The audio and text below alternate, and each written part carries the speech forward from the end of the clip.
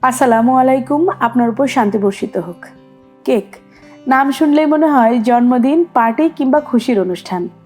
Chocolate cake, vanilla cake, sponge cake, হাজারো রকমের cake এখন বাজারে সহজেই পাওয়া যায়। কিন্তু আমরা কি কখনো ভেবে দেখেছি এই মিষ্টি খাবারের আড়ালে লুকিয়ে আছে কত ক্ষতিকর দিক? আজকের ভিডিওতে আমরা সেগুলোই জানবো।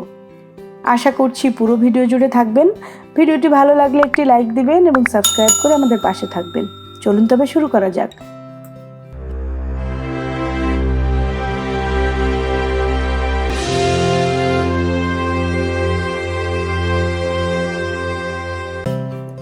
আমরা সবাই জানি কেক মানেই মিষ্টি স্বাদ, কিন্তু সে মিষ্টির নেশায় শরীরের সবচেয়ে বড় শত্রু। অতিরিক্ত চিনি ধীরে ধীরে বাড়ায় ডায়াবেটিস, দাঁতের ক্ষয় আর শরীরে জমিয়ে দেয় অবাঞ্ছিত চর্বি। অর্থাৎ মিষ্টির আনন্দ একসময় পরিণত হয় তিক্ততায়।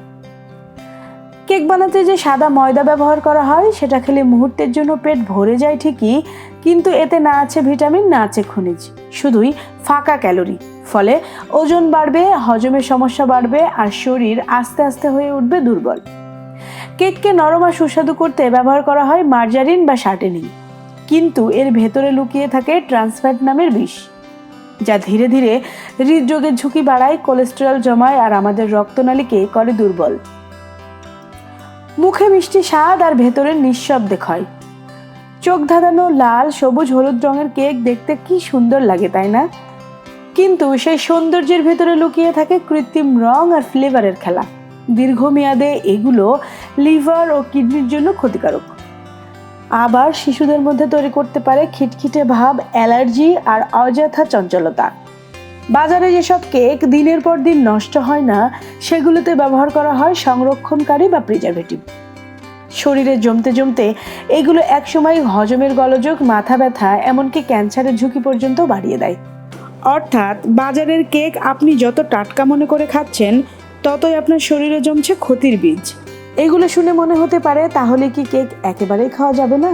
অবশ্যই কেক খাওয়া যাবে, তবে মাঝে মাঝে আনন্দে, অভ্যাসে নয়। কারণ অস্বাস্থ্যকর খাবার যদি হয় অভ্যাসের নেশা, তখন সেটা শরীরকে ধ্বংস করতে শুরু করে। চেষ্টা করুন ঘরে তৈরি কেক খেতে। চিনির পরিমাণ কমিয়ে ময়দার বদলে ব্যবহার করুন আটা বা ওটস।